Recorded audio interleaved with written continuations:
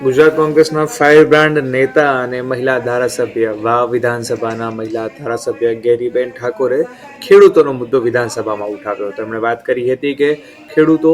એમની આવક નક્કી ન હોવાને લીધે ક્યારેક બેંકનું ધિરાણ યોગ્ય સમયસર નથી ભરી શકતા, જેને લઈને એમનો મુદ્દો એમણે સરકારની સામે રજૂ કર્યો હતો. કોઈ પણ હેતુ માટે લીધેલો હોય, ટૂંકી મુદતનું હોય કે મધ્યમ મુદતનું હોય, આવા ખેડૂતોને જ્યારે લોન લે ત્યારે કોઈ પણ બેંકની અંદર બે જામીન આપવામાં આવે છે. એટલે આ બે જામીન અને મૂળ ખેડૂત, ધિરાણ લેનાર ખેડૂત, આ ત્રણેય ખેડૂતોએ કોઈ કારણોસર, જેમ કે ખેડૂતની આવક એ કોઈ તારીખ સાથે નક્કી નથી હોતી. એને પોતાના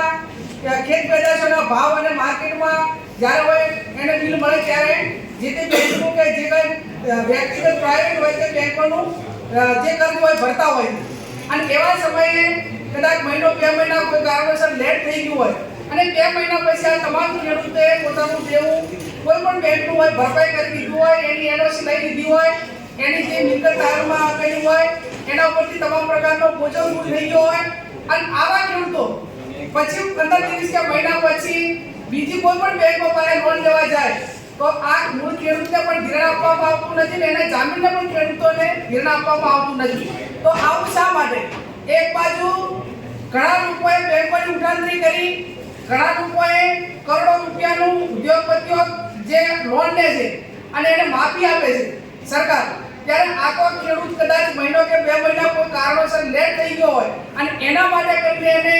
પોતાની ક્રેડિટ સારી નથી એમ કરીને જે સહકારી બેંકો અને રાષ્ટ્રીયકૃત બેંકો લોન આપતી નથી, એના માટે કરીને મેં મુખ્યમંત્રી સાહેબને લેટર પણ લખ્યો છે. અને જે લેવલે સહકારી બેંકોને સૂચના આપવાની થાય, લીડ બેંકના માધ્યમથી જે કંઈ સરકારે ખેડૂતોને મદદ કરવાની થતી હોય એ મદદ કરી અને આવા ખેડૂતો પોતાની મિલકત તારણમાં આપીને લોન લેવા માંગે છે, આવા ખેડૂતોને લોન આપવા માટેની જે વાત છે. અને એના માટે વિધાનસભા ગૃહમાં જ્યારે કૃષિ વિભાગની માગણીઓ આવશે એમાં પણ અમે વાત કરશું, અને આ બાબતમાં ગુજરાતના મુખ્યમંત્રી એ ગંભીરતાપૂર્વક રસ લઈ અને આવા ખેડૂતોને જે કંઈ ક્રેડિટ પ્રમાણે અને જે મિલકતના પ્રમાણમાં લોન મળતી એ લોન અપાવે એ મારી વિનંતી છે. જે અમારા વિસ્તારના જે તાલુકાઓ છે એ તાલુકાઓમાં ભૂતકાળમાં જે લખી રૂઢ ગાયોની અંદર આવે તો એવા ખાવા નામના રોગથી ઘણા બધા પશુઓનું મોત થયું છે. લગભગ 4-5 હજાર પશુઓના મોતનો આંકડો એ અમારી સામે આવ્યો છે. પંચાયત પાર્ટીના આંકડા પણ આપ્યા છે. આવા ખેડૂતોના જે પશુઓ મર્યા છે એ પશુઓને હવે મરતા અટકાવવા માટે રસીકરણની વ્યવસ્થા થાય, એનું સર્વે થાય, અને જે મૃત્યુ પામેલા જે પશુ છે એને જે તે ખેડૂત છે એને વળતર આપે, એના માટે અમે વાત કરી છે. ખાસ કરીને બનાસકાંઠા એ પશુપાલન ખેતીવાડી પર નભાવાળો જિલ્લો છે. અત્યારે ત્યાં એક ભેંસના 2-3 લાખ રૂપિયા કિંમત છે, અને જ્યારે આ રીતે